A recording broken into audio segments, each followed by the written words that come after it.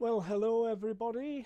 Happy New Year and welcome to Solid Gold in 2024. I hope you all had a fantastic Christmas and New Year. And most of you will be back to work, I guess, and back to the normal routine. My routine has fallen quite a bit behind because of a number of reasons. Um, the office has had a switch around. We're in the opposite corner of the room to where I used to be. We've had some new shutters fitted for privacy, obviously, because all the equipment's in here, and it's I live literally 5 meters off the side of a very busy main route into Newcastle City from the A1, so I don't want everything on view to the public, so I've had to invest in those, and that determined a switch around as well. I needed to make room for the new computer, which hasn't arrived yet, and that's partly because I got the invoice the other day, and it's over £4,000, and that is before I've purchased the necessary software that I'll need to make videos. So it's going to be a huge outlay. The But it's on its way, and space has been made for it, so at least all the preparations done. The good news is that we have the new drone, and here it is. It is called the DJI Air 3. It's their latest released drone. And if I hold up the Mini, which was responsible for all the drone footage you've seen so far, that tiny little beast, you can see the difference in the machine.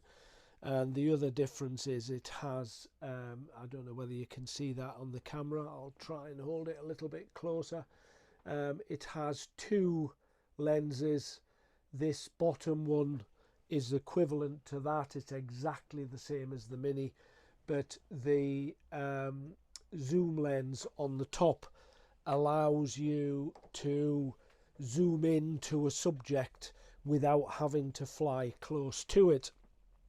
And that is because this particular little drone, and most YouTube creators have bought this simply because it's under 250 grams, and with the air laws in this country, that means that you can fly that anywhere. The only place you can't fly it is over royal palaces, prisons, football stadiums when it's crowded, of course, and that is just simply for safety. And obviously MI5 wouldn't want you flying over there either, but with those few exceptions, you can pretty much fly that anywhere, over people, over buildings, over roads. And for what I do, I'm not a drone YouTube creator. The drone simply supports my narratives in the history documentaries. So my use of a drone is different to other people's. So this one suits me down to the ground, because whatever I talk about, I can put this drone in the air and capture the images to go with that narrative. The only issue with it is that it bounces around a bit in anything more than a gentle breeze, and even then it's sort of doing this, poor little thing, trying to keep level. The camera on the front is stabilized, and that is, it's called a gimbal camera, and it always stays with the horizon level. So in a tough wind, you know, the aircraft is doing this and the camera's trying to keep itself level, and it's you know, quite a spectacle to see. Having said that, there are people online that have tested this little drone up to 45-mile-an-hour winds. Now, I would never put it up in those conditions, simply because it could literally be blown away by a gust of wind into a tree or a lake or a river, and you would never see it again. So I'm not a risk taker. So the reason for telling you all that is that there are many days where, especially in the northeast of England here, where the weather's okay.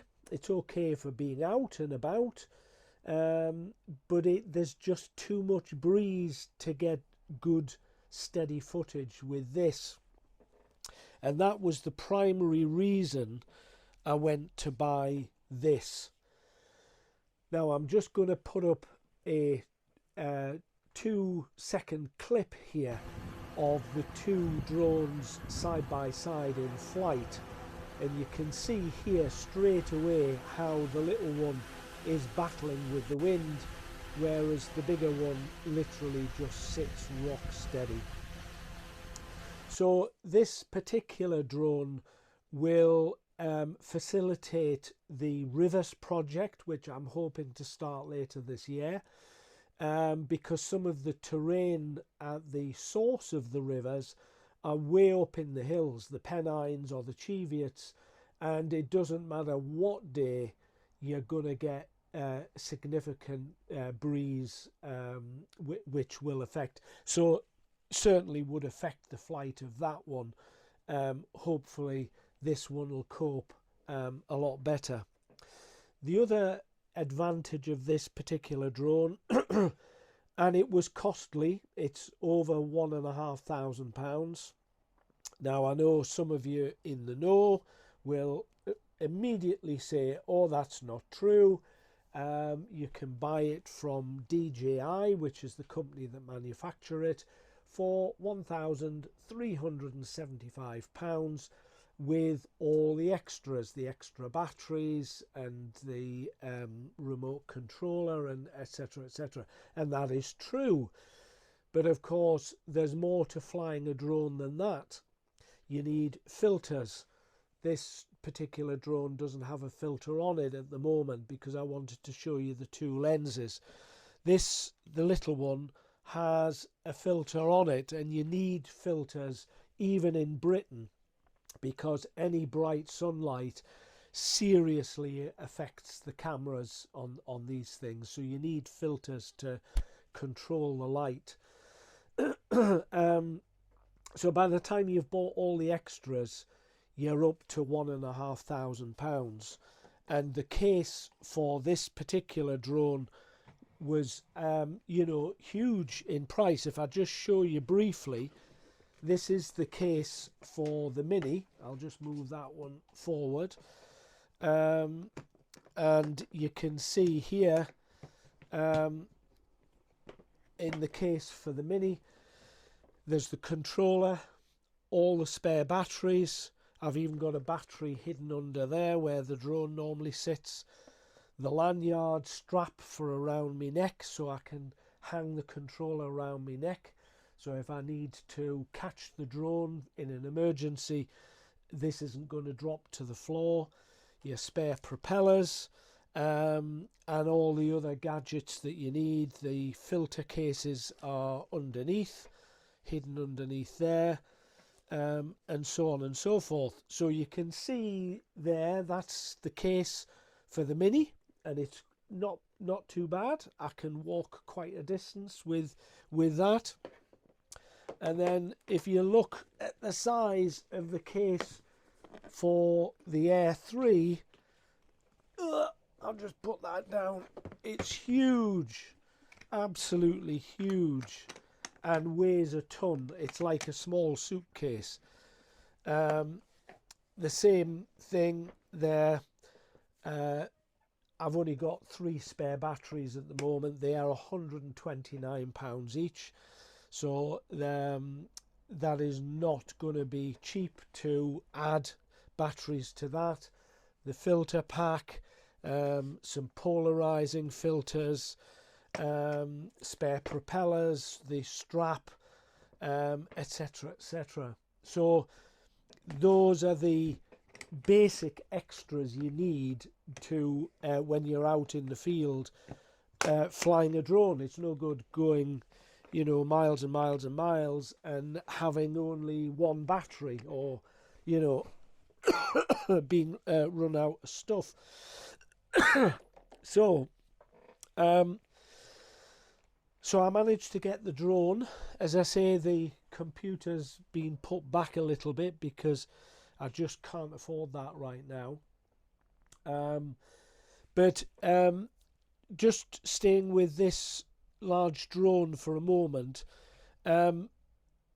whereas I told you there's no restrictions on the little one, fly that anywhere. This one, however, is no, you can't. At the moment, because I only have level 1 of my pilot's license, that has to be not over any property, over no people, not even, never mind crowds, just individuals. So a deserted beach at the moment with 1 person and a dog on it, I can't fly that unless it's 150 meters away. And if it's 150 meters away horizontally, it also has to be 150 meters away in the air, and I'm only allowed to fly at 120 meters. So I could fly this in the Cheviot Hills where there was no one, not a problem.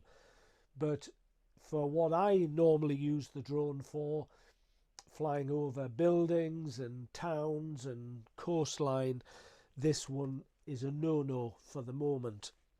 And that is because to fly this, and even then it doesn't quite have the same license as the little one, but to at least be able to fly within 50 meters of a building or an uninvolved person, I have to sit what is called the level 2 of the certificate of competency. And this is just, you won't be able to read that on camera, but I'm just showing you that this is a list of practical flying skills that I need to achieve. Now, it's not a problem. Now, having flown a drone for a year, I'm well practiced and I know exactly what to do with the controllers to get the drone up or down, or how to land it in an emergency.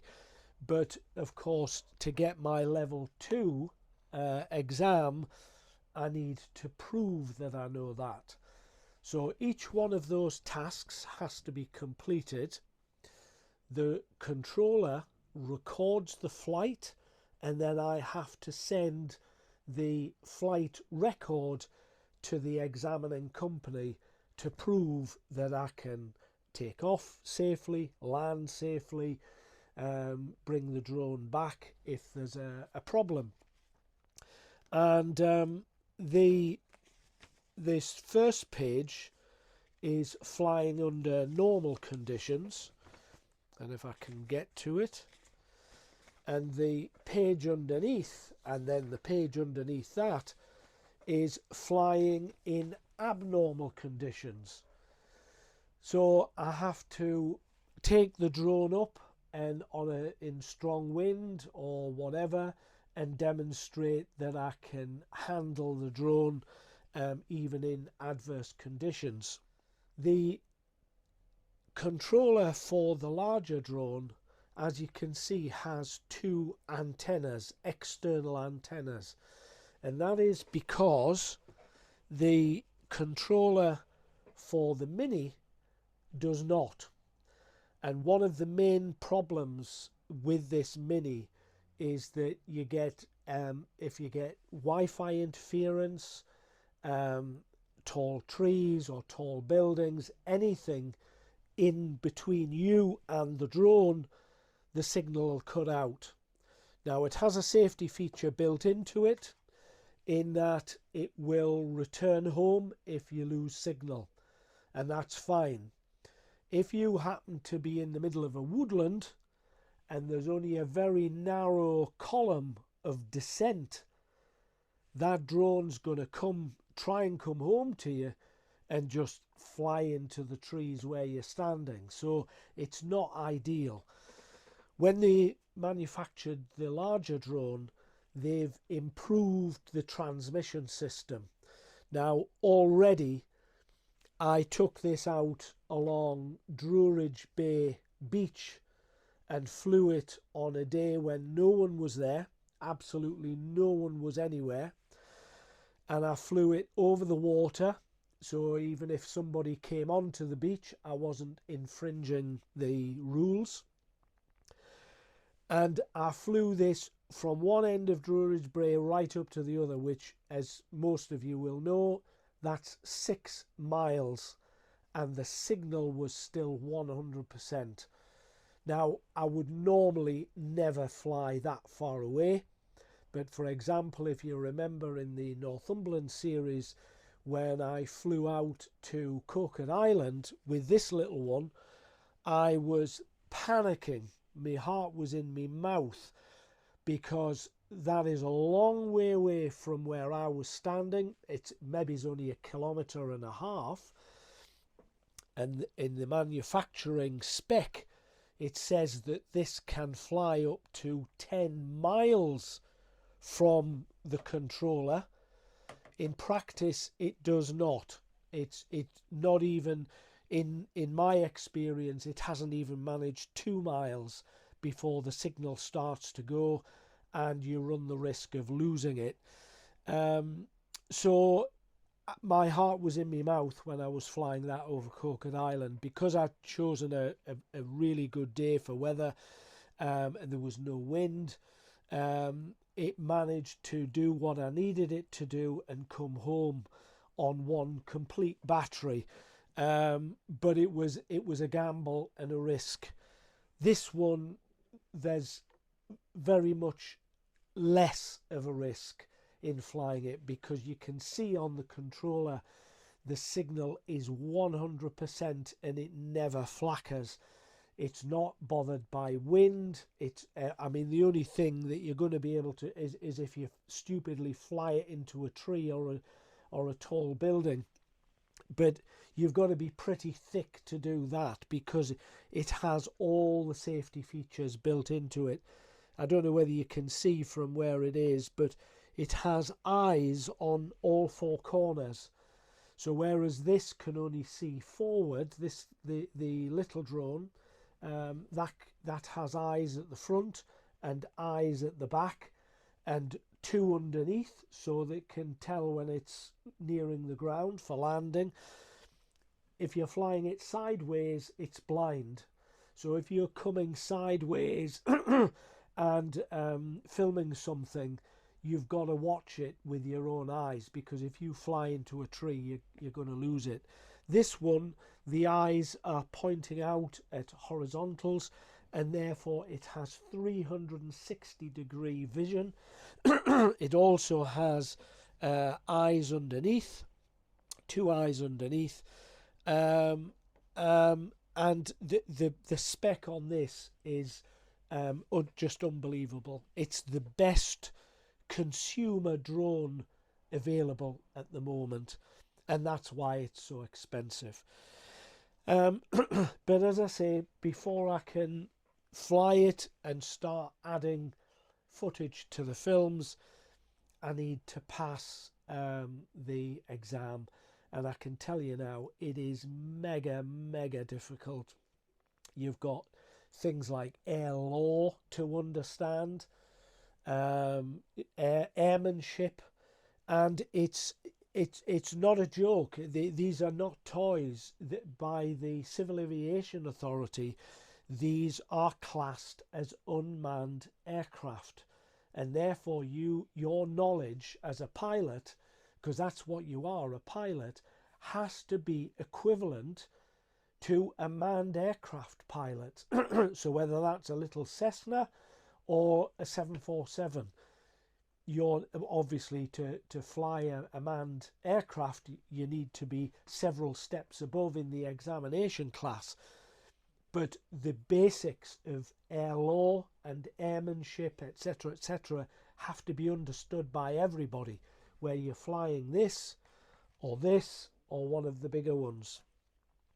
Anyway, that's why I'm sort of behind with the new series, because I've been dealing with changing the room, buying these, sitting me exams, and I'm still nowhere near yet. I'm about halfway through the course, so hopefully by the time the good weather comes, I need to have that certificate of competency so I can take this baby out and start doing some of the more difficult drone aspects of my work.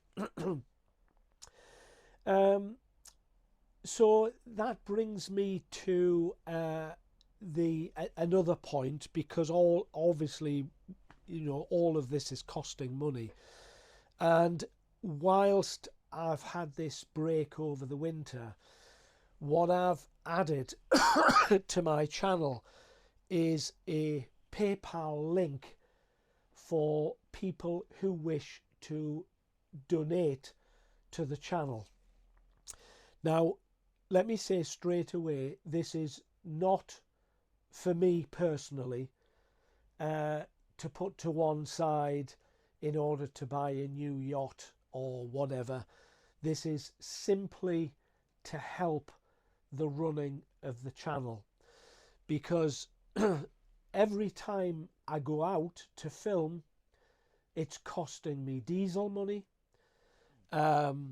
Obviously, I've as you know from last year, I had to pay 2 subscriptions to get non-copyright music because of all that debacle we had last year with the music Carry On, and as I said, the new computer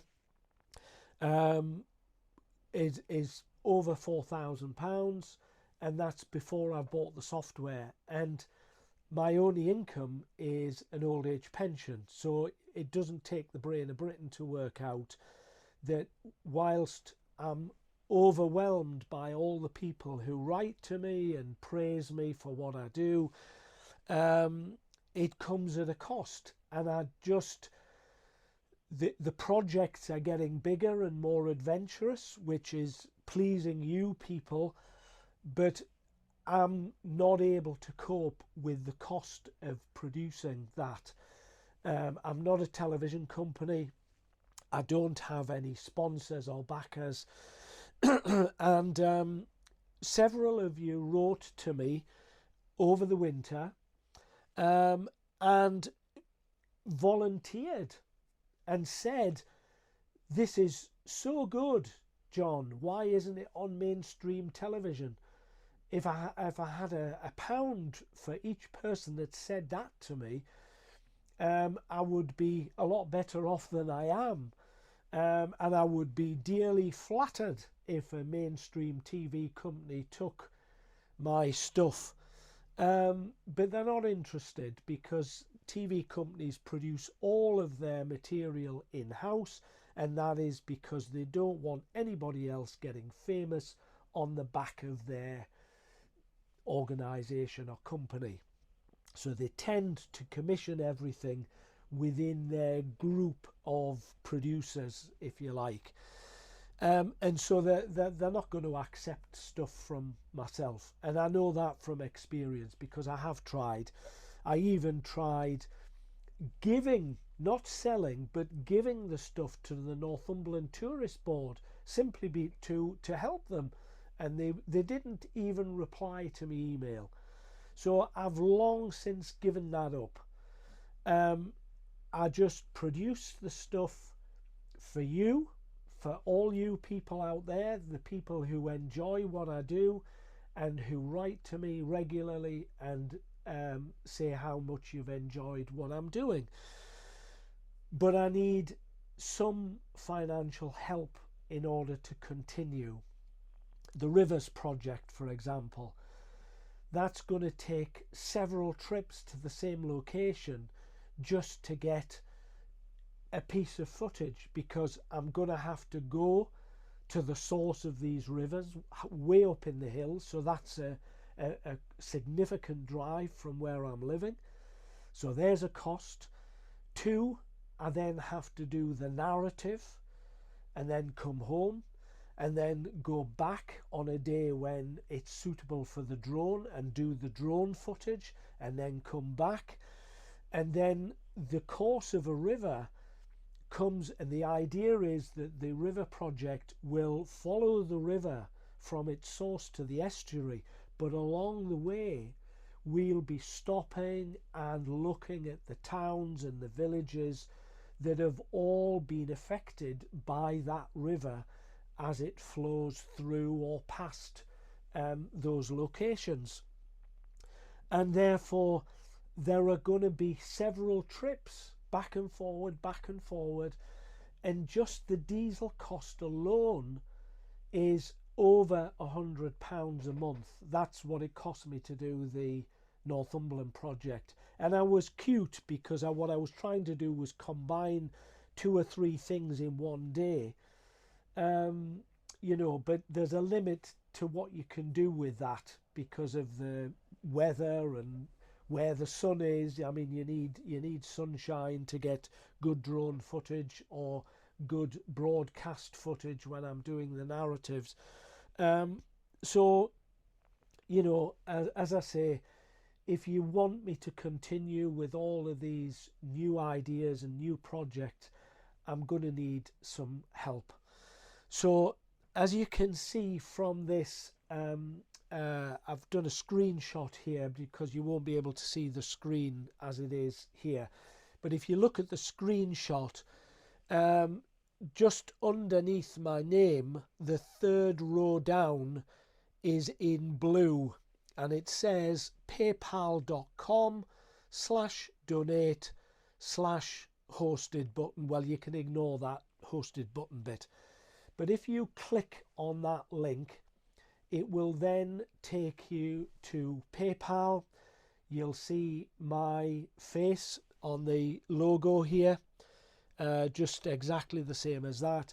And you'll see the solid gold logo. So you're very familiar with that. And therefore you know it's real and bona fide. You will see then, once you're on that page, you've got 2 options. You can either pay by PayPal or directly with a credit or debit card. It's entirely up to you which method you use. If you use PayPal, then I'm not quite sure what the percentage is, but they take a percentage of that donation. So let's say, for example, you're donating £10. I'll probably only see £7.50 of that. PayPal will keep a proportion of that for handling the account. Whereas I think, and don't quote me on it because I've not done it myself, donate to myself, that is, I think if you pay with a debit or credit card, there's no fee, because it'll just go directly from your bank to mine via PayPal. But there's no set amount. There is on the, I think just at the top, it gives you the option of a one-off donation, a monthly donation, or a yearly donation. I think you can select one of those 3, whatever it is you wish to do. But all I would appreciate is for those of you who are able and those of you who wish to just make a small one-off donation every time you feel inspired by something I've done.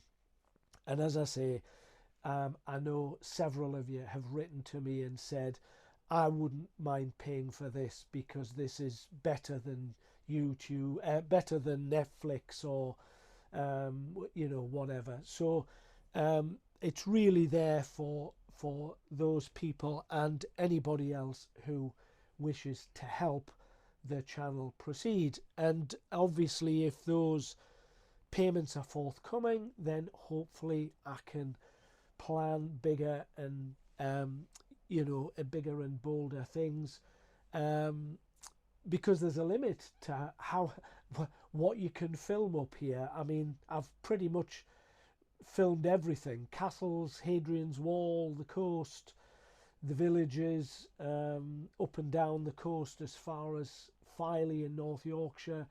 There's a limit to what subjects you can cover. And I'm referring to the lady who wrote to me and said it would be marvellous if I could cover the Lake District.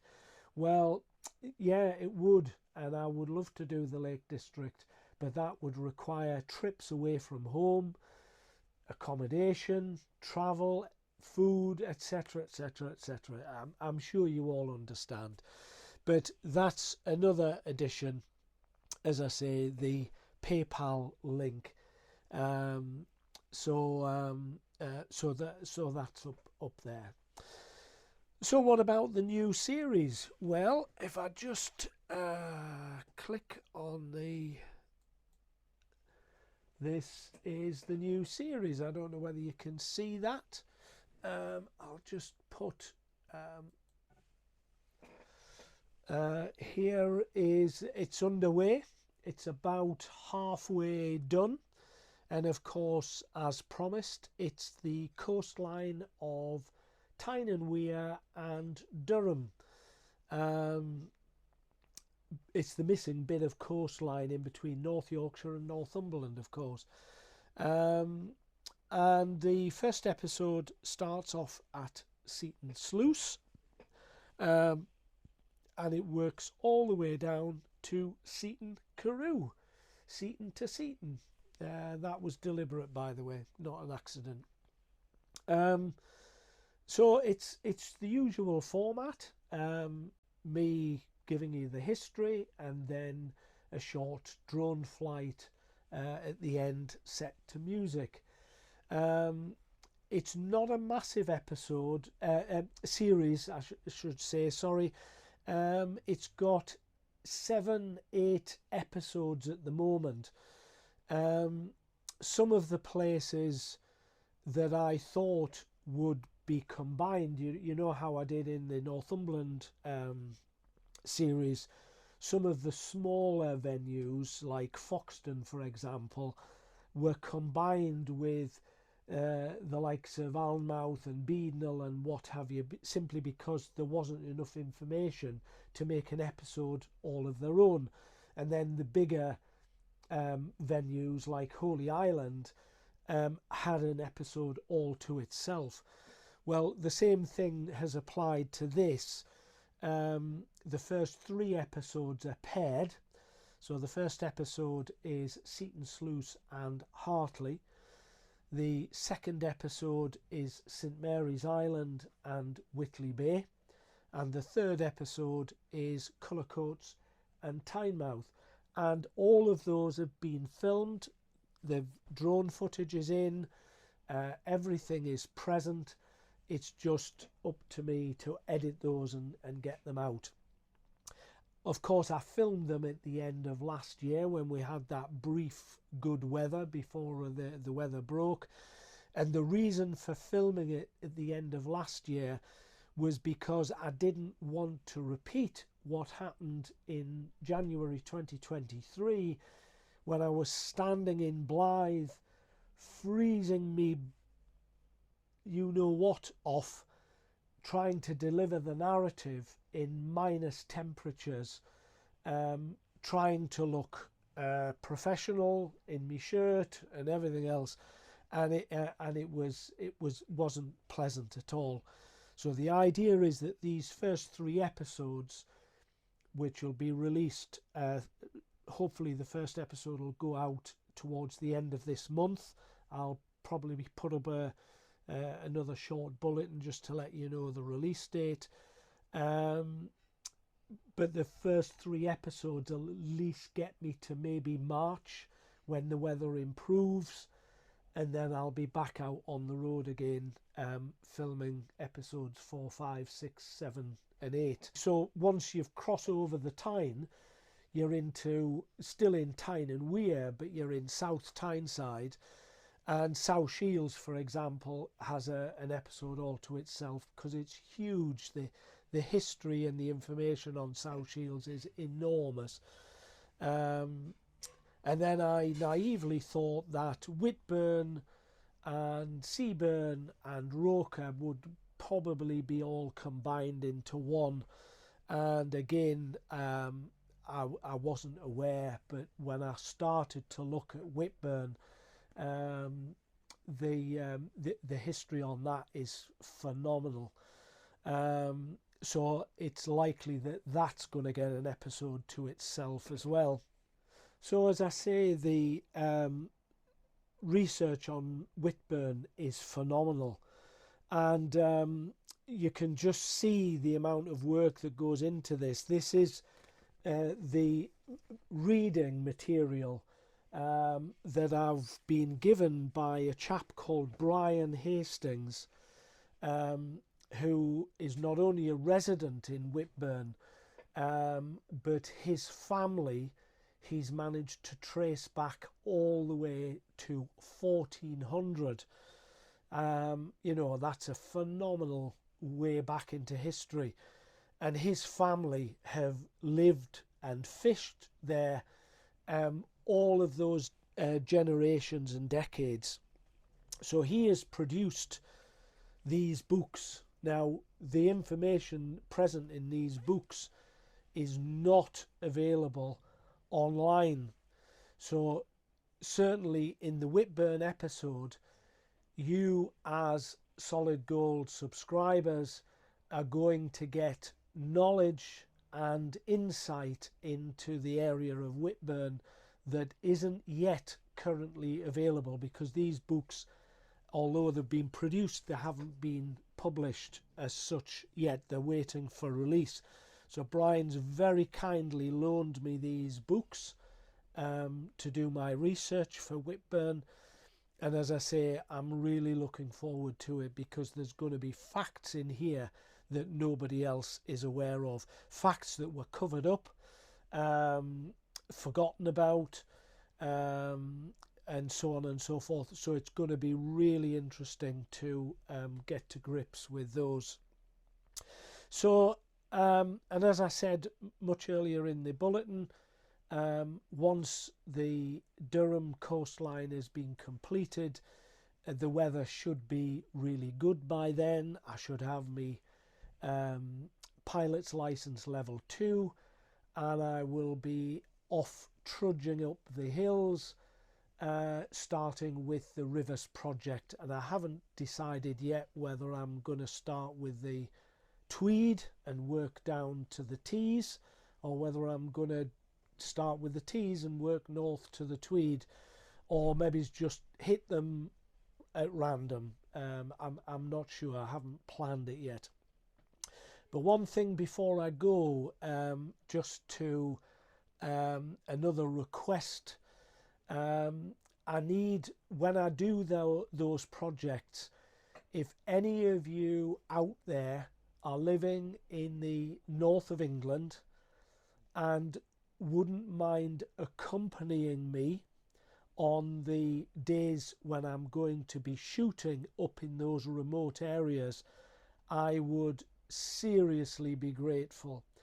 Some of the terrain, the roads finish literally 7, 8, 9, even 10 miles from where the source of the river is, and you need a 4x4, a serious vehicle, to go. Now 10 miles is too much for me to walk. There's no way I could walk carrying the drone case, let alone the broadcast camera and everything else. So I would need to be as reasonably close with the vehicle. Now, my Volvo V70 is pretty robust. I have taken it along metalled tracks before, but for some of these locations, I'm going to need the help of a 4x4. And also, because some of these locations are going to be without a mobile signal, if anything goes wrong, like a fall or there's an accident of some sort, I would be totally in a remote location without anybody there to help. So I don't particularly feel confident in. I've already researched them online, looked on Google Maps, looked on some of the Ordnance Survey maps, and they are pretty much away in the middle of nowhere. So I would just feel more confident if someone was with me. So if anybody has access to a 4x4 and wouldn't mind sparing the time to go with me for a day, then please get in touch.